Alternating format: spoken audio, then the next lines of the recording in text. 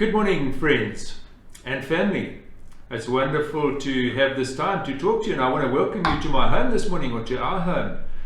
It's great to have this time. So this is just a short little word of encouragement from my home to your home, wherever your home might be.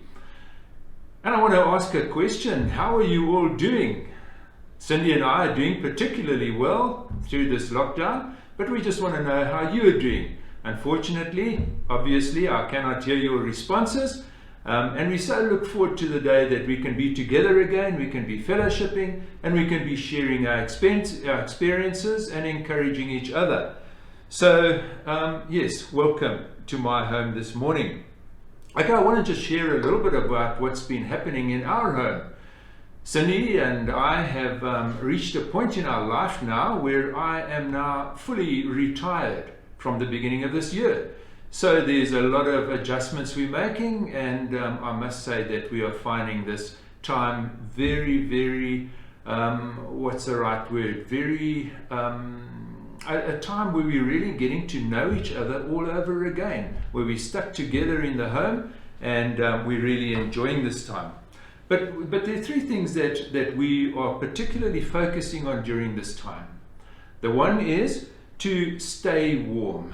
Okay, we know that right now they've announced that this is the coldest time that we've had, the coldest winter we've had in the last decade. So for 10 years it's particularly cold, and I trust that you are also able to stay warm during this time. It's easier for us now who are not working, who are in lockdown, to stay warm. Of course, we've got our nice warm beds in our homes and our heaters and everything, and it's particularly easy. For those of you who are back at work, well, we're very happy for you being back at work, but at the same time it's a little more difficult for you, I guess, to stay warm. Hey, but we are very grateful for the jobs that you have been able to go back to. Okay, but at a time like this, it makes us so much more aware of those people who don't have the privileges that we have. There are so many people out there who don't have homes, who don't have warm beds, who can't go and have their warm baths before bed, and they don't have heaters in their homes. And it's really been a time of awakening for us. So with a new realization of how many people there are out there that are really struggling. So we have been involved in activities to try and help these people, which has also been quite rewarding for us. Okay, but it's one thing staying warm on the outside, and we can do that physically. But we've realized also that staying warm on the inside is just as important, if not more important, than staying warm on the inside. How do we stay warm inside? Well, what Cindy and I have been doing is staying in contact with our family and our friends. We've been calling people and encouraging people, and really just sharing the love of Jesus with as many people as we can. So staying warm on the inside is a choice that we make. We can choose to not, okay, or we can choose to stay warm on the inside. How do we do that? Well, it's just as I said, by encouraging, by staying in contact with people. So please do that, and this is a little bit about what this My Home to Your Home is all about, is just staying in contact with people.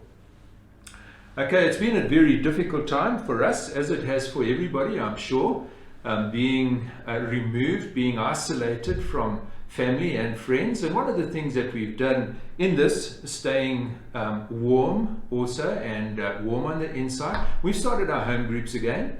And our home group has started on a Thursday afternoon, and we meet from 2 to 4, where we can also just get together again and share together. We're doing it at the church, and last Thursday was our first one, and we really had a very special time. We haven't met for about 2.5 months now, and it was a really great time. Obviously, we take all the necessary precautions. The place is well, what's the word again? Well, it's well protected. Okay, we abide by all the rules. We have our safe distancing and all the rest. Sanitized, that's the word I was looking for. Okay, so the place was well sanitized as well. Okay, so those are some of the things that we've been doing. The second one that we've needed to do is to stay safe. And we all know that there are many rules, and we are following the rules as far as we can. Okay, obviously, or maybe not obviously, but for us, there have been times, I must confess, that we have bent the rules a bit, but generally we have kept those and we are staying safe. Okay, the third one, which is probably the most important one for us, is, so let me go through them again. First of all, we said we're going to stay warm, and we're going to stay safe. And the third one is staying close to Jesus. And that's one that we've really had a wonderful time, Cindy and I, together, drawing closer and staying close to Jesus. What we've done is we've had, we spent so much good quality time together, Cindy and I. We came across a course right at the beginning of the lockdown. It's Dr. James Arthur. He's a pastor from, I think he's from Port Elizabeth, and he was running a course every morning at 9 o'clock where he was giving some good teaching on how to live our Christian lives to the full. And one of the things he did is every morning he had a different teaching, and then he encouraged us to take communion together. So before the whole thing started, we would get our elements together. We'd have our bread and our little glasses of grape juice, and then he would give some teaching on communion and other teaching as well, and then we would take communion together. And everybody, it was all online, so everybody around the country would be taking communion together at the same time. It was a wonderful, wonderful, uplifting time. And then he would lead us in a time of prayer for our president, our government, our country, our churches, and we did that together. And that was really, really just such a special time for us. And then Cindy and I, during this time also, at the end of that, he would encourage us to continue in prayer as couples together. And Cindy and I had such wonderful times of praying together. We haven't had opportunities like this in the past with me working, but during the shutdown and with me now being retired, we were able to spend good quality time just praying together, praying for our church, praying for Sean and Karina, praying for the leadership, praying for the finances of the church, praying for all the people, all our friends, all the family in the church, and praying for people by name. It really has been a very enriching time for us. So we praise God for that. And then we also, straight after that, at 12 o'clock every day, we've been reading Psalm 91 together. Psalm 91 is really just a confession of God protecting our families, protecting our homes, particularly from the virus or any other evil that's out there. So we've been protecting for the homes of all the church family, and also it's been a very enriching time for us. One of the things that I would just like to share a little on as well is Cindy, some of you might know, many of you might know, that Cindy lost her sister to cancer just at the beginning of the lockdown. And it's been a very difficult time for the family because we haven't been able to have a proper funeral service or a memorial service for her. And Cindy in particular was very, very close to her sister.